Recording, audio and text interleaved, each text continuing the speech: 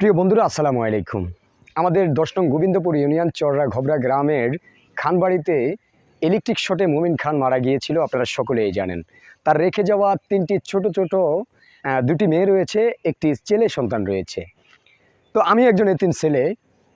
তো আমি চাচ্ছি সেই এতিমদের জন্য একটা পিকচার আপলোড করেছিলাম, আপনারা সকলেই দেখেছেন যে এই আর্নিংয়ের টাকা দিয়ে তাদেরকে মজা কিনে দিব।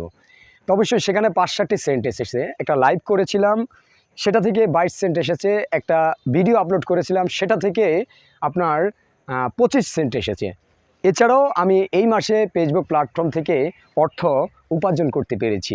তো বিশেষ করে আমি চাচ্ছি তাদেরকে এই শীতকালীন তার বাবা থাকা অবস্থায় বাবা সন্তানের কাছে একটা বট গাছের ছায়া, কিন্তু যাতে বাবা চলে গেছে, আমি চেষ্টা করব অবশ্যই তাদের জন্য কিছু একটা করার জন্য।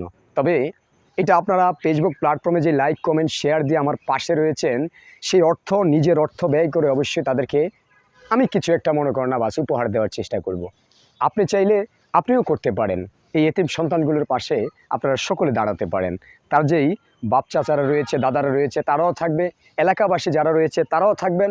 যার কাজ করতে গিয়ে ইলেকট্রিক শর্টে এন্তেকাল করেছেন, সেও বলেছেন ৩ রুমের একটা বিল্ডিং করে দিবে। আলহামদুলিল্লাহ, যদি এইভাবে একটা মানুষের পাশে থাকেন, এই ছোট্ট ছোট্ট ছেলেমেয়েগুলো একদিন বড় হবে, বাবার কষ্টগুলো উপভোগ যেন না করতে পারে, সেদিকে একটু খেয়াল রাখবেন।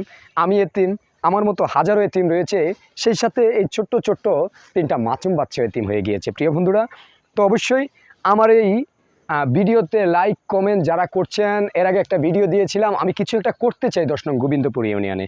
অবশ্যই আলহামদুলিল্লাহ, আল্লাহ চাই তো একদিন ভালো মাপের কিছু করব। যদি থরসব বিল্লাল করতে পারে, যদি মুজাহের ভাই করতে পারে, যদি জুয়েল ভাই করতে পারে, তাহলে ১০ নং গোবিন্দপুর ইউনিয়ন থেকে আমি শরীফ কেন মানুষের মানবতার সেবায় থাকতে পারবো না? কারণ আমি একটা কথাই বলেছি, আমি ২০১৮ সালের নভেম্বরের ১৭ তারিখে রোড অ্যাক্সিডেন্ট করেছিলাম। আর সেই রোড অ্যাক্সিডেন্ট থেকে বুঝতে পেরেছি এই মানুষগুলো কত কষ্টে চলে। তো সেই মানুষগুলোর কষ্ট কিছুটা ভাগ করে নেওয়ার চেষ্টা করছি। আশা করি সবাই পাশে থাকবেন। ধন্যবাদ সবাইকে।